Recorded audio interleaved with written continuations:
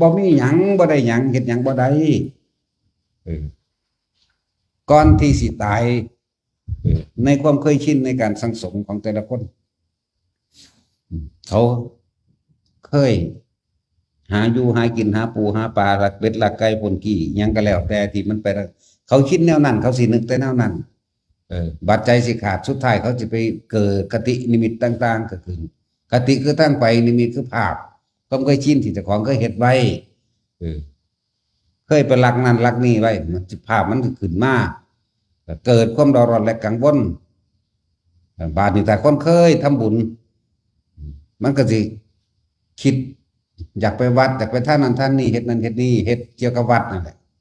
เกี่ยวกับสังฆทานบ่เกี่ยวกับถวายผ้าเกี่ยวกับสวดมนต์เกี่ยวกับไหว้พระเกี่ยวกับทำความสะอาดเช็ดถูพระพุทธรูปปฏิมากรกวาดลานวัดพระเจดีย์อย่างต่างๆมันจะคิดไปแบบนี้พอดีใจขาดพวกนั้นทั้งหลายแล้วนั่นเขาจะไปสวรรค์ของเขาเองเขาชินแต่ว่าถ้าคนชินในการคิดนึกคนเคยไปใส่เบ็ดหาปูหาปลาตึกแหไล่มองกลางด่างมื้อนี่ขาเป็ดขาไก่หากบหาเขียดมันก็สิคิดแนวนี้ภาพแล้วนี่หรือความคิดแล้วนี่ก็สิพุทธขึ้นมันบ่ได้เกี่ยวกับตายวันจันทร์อังคารพฤหัสศุกร์เสาร์และอาทิตย์แล้วมันก็บ่ได้เกี่ยวกับ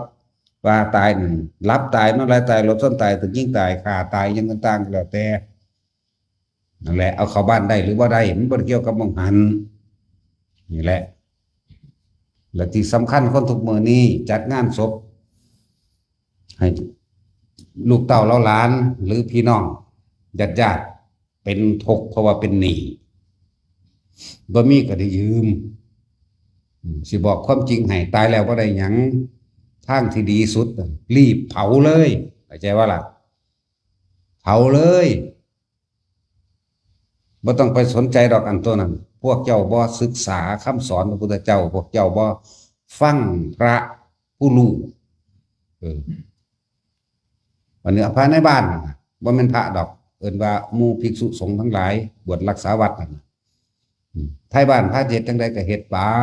แล้วแต่เด้อแล้วแต่พวกเจ้าเห็นบ่ล่ะมามนต์มาเอิ้นข้อยไปสวดข้อยก็ไปสวดใส่ซองใส่หยังเท่าใดก็สร้างแต่ว่าบางหม้องบ่แม่นเด้โอ้ย300นึงบ่คุ้มค่าว่าเด้เนาะ